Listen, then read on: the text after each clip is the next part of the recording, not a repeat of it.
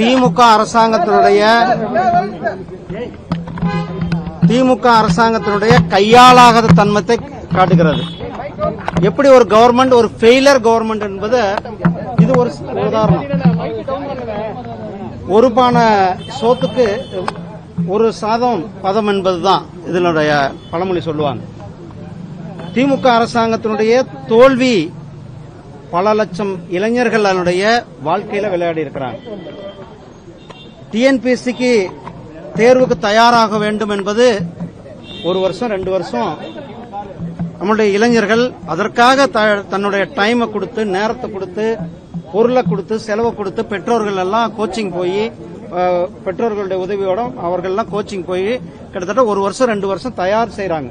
ஒரு பரீட்சைக்கு தயார் செய்து பரீட்சை காலுக்கு வர்ற நேரத்தில் தேர்வை நிறுத்தி இருப்பது என்பது திமுக அரசாங்கம் முழுவதுமாக அரசு இயங்கவில்லை என்பதுதான் இதை காட்டுகிறது. நம்மளுடைய பிரதமர் திரு நரேந்திர மோடிஜி அவர்கள் செங்கோட்டையில சொன்னாங்க 10 லட்சம் பேருக்கு நாங்க வேலை வாய்ப்பு கொடுக்கப்படும், ஒரே வருஷத்துல 10 லட்சம் பேருக்கு வேலை வாய்ப்பு கொடுக்கப்படும் சொன்னார்.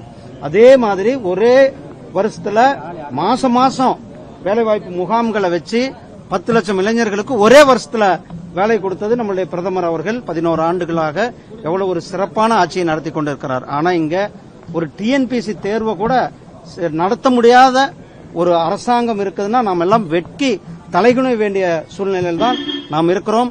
இது இளைஞர்கள் பார்த்து கொண்டிருக்கிறார்கள். இளைஞர்களுடைய வாழ்க்கையில திராவிட முன்னேற்ற கழக அரசாங்கம் விளையாடி கொண்டிருக்கிறது.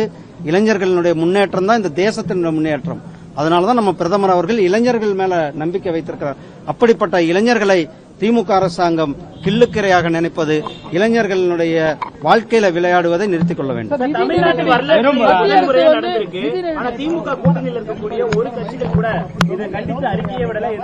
அவங்களுக்கு கவலையே இல்லையே, அவங்களுக்கு எல்லாம் ஓட்டு வங்கி தான் எல்லாமே. இதே வேற ஒரு சின்ன விஷயமாக இருந்தா ஆளுக்கு இன்னைக்கு காலையில ஒருத்தர் பேசுவாரு, 10 மணிக்கு ஒரு பேசுவாரு, 8 மணிக்கு ஒரு பேசுவாரு, 1 மணிக்கு ஒருத்தர் பேசுவாரு. அன்னைக்கு நாள் முழுக்க இதுதான், இதை பத்தி விவாதங்களும் கூட அவங்க டிவிகள்ல எல்லாமே அன்றைக்கு விவாதங்கள் கூட நடத்துவாங்க. ஆனா பல லட்சம் இளைஞர்கள் பாதிக்கப்பட்டிருக்காங்க இந்த திமுக அரசாங்கத்தினுடைய கையாளாகத்தனத்தால, இந்த அரசாங்கத்தினுடைய தோல்வியினால. அதை பத்தி எந்த கூட்டணி கட்சிக்காரங்களும் கவலைப்படதில்லை. அவங்களுக்கு எல்லாம் கூட்டணியில இருக்கிறோமா இல்லையான்றது பெரிய கேள்விக்குறியாக இருக்கும் போல தெரியுது.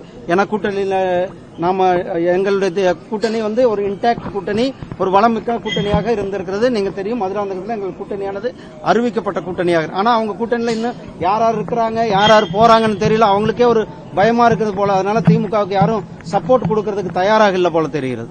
தேமுதிகவுக்கு அழைப்பு விடுக்கப்படுமான என்டிஏ கூட்டணியில தேமுதிகவுக்கு அழைப்பு எல்லாமே பேசிட்டு இருக்காங்கன்னா மேல பேசிட்டு இருக்காங்க. நேரம் வரும்போது மேல சொல்லுவாங்க. தமிழக அரசுக்கு நிதி நெருக்கடியை ஏற்படுத்துவதாக தமிழக முதலமைச்சர் நேற்று பேசியிருக்காங்க. மத்திய அரசுல அவங்க நம்மளுடைய மரியாதைக்குரிய நிதியமைச்சர் அவர்கள் ஒவ்வொரு முறை சொல்லியிருக்காங்க, எதுலப்பா உங்களுக்கு நிதி கொடுக்கலாம் அந்த இதை சொல்லுங்கன்னு சொல்லியிருக்காங்க. அவங்க இன்னைக்கு வரலும் எந்த இதுலயுமே சொல்ல. தமிழகத்துக்கு கொடுக்க வேண்டிய நிதி அத்தனை நிதியும் கொடுக்கப்பட்டிருக்கிறது. அவர்கள் செலவு செஞ்சு அந்த யூட்டிலிட்டி சர்டிபிகேட் கொடுக்கணும், அது கொடுக்கறது இல்ல. ஆனா பாருங்க என்னென்ன சொன்னாங்க, அத்தனைக்கு நிதி கொடுக்கப்பட்டிருக்கிறது. இவங்க ஒரு டேர்ம்ஸ் அண்ட் கண்டிஷனை வச்சுக்கிட்டு நிதி கேட்டாங்கன்னா அதுக்கு நிதி கிடைக்காது. என்ன டேர்ம்ஸ் அண்ட் கண்டிஷன் மத்திய அரசாங்கத்துடைய டேர்ம்ஸ் அண்ட் கண்டிஷன் இருக்கோ அந்த டேர்ம்ஸ் அண்ட் கண்டிஷனை ஃபில்ஃபில் போது இவங்க மட்டுமல்ல அனைத்து மாநிலங்களுக்கும் நிதி கொடுக்கிறது. தமிழ்நாடு புறக்கணிச்சிருப்பதா 12ஆம் தேதி பொது வேலை நிறுத்தத்துக்கு அழைப்பு விடுத்திருக்காங்க எதிர்க்கட்சிகள். நேற்று அவ்வளவு இளைஞர்கள் நடுத்தரவில் நின்னாங்க. டிஎன்பிஎஸ்சி எக்ஸாம் எழுத முடியாம கிட்டத்தட்ட 2 வருஷம் அவங்க தன்னை 2 வருஷம் 3 வருஷம் தன்னை தயார்படுத்தி கொண்டு தன்னோட அத்தனை வேலைகளையும் விட்டுட்டு தேர்வு, அதாவது அரசாங்க பதவி வேலைகளுக்கு போக வேண்டும், இந்த நாட்டுக்கு சேவை செய்ய வேண்டும் என்று இளைஞர்கள் தயார் செய்து நேற்று தேர்வுகளுக்கு போன பிறகு தேர்வை ரத்து செய்திருக்கிறார்கள். அதை பத்தி இவர்கள் அந்த மாதிரி அதை தேர்வை வையுங்கன்ட்டு சொல்லியிருந்தா கூட வரவேற்கக்கூடாது. பட்டியலின மக்களுக்கு கொடுத்த நிதியவே செலவிடாம 6 கோடி இது 6 கோடி இல்லைன்னா இன்னும் கணக்கெடுத்தா நிறைய கோடிகள் வரும். நீங்க ஒரு இதுல சொல்லியிருக்கீங்க, திமுக அரசாங்கம் பட்டியலின மக்களை ஓட்டு வங்கிக்காக மட்டும்தான் பயன்படுத்தி கொண்டிருக்கிறார்கள்.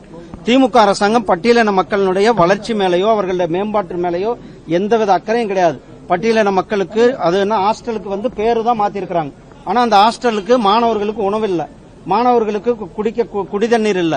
நான் எஸ்சி கமிஷன் வைஸ் சேர்மனா இருக்கும்போது தமிழ்நாட்டில் அத்தனை ஹாஸ்டலையும் நான் விசிட் பண்ணி அரசாங்கத்தை சொன்ன பிறகும் கூட அந்த அவர்கள் எஸ்சி கமிஷன் அறிக்கை அந்த ரிப்போர்ட்டை கூட அவர்கள் நிறைவேற்றுவதற்கு தயாராக இல்லை.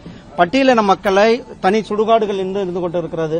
பட்டியலின மக்களுக்கு தனித்தனியா தண்ணி பிடிச்சு குடிக்கிற சூழ்நிலை தான் இன்னைக்கு இருந்து கொண்டிருக்கிறது. அதனால அவர்களுக்கெல்லாம் பட்டியலின மக்கள் மேல எந்தவித அக்கறையும் இல்ல. பட்டியலின மக்களை ஓட்டு வங்கியானா அவங்க ஓட்டு வங்கியாவ இருக்கணும். அதனால அவங்களுக்கான நிதி மத்திய அரசாங்கம் பிரதமர் கொடுக்கிற நிதியை கூட செலவு பண்ணாம திருப்பி அனுப்பி கொண்டிருக்கிறது கண்டனத்துக்குரியது. நன்றி அண்ணா.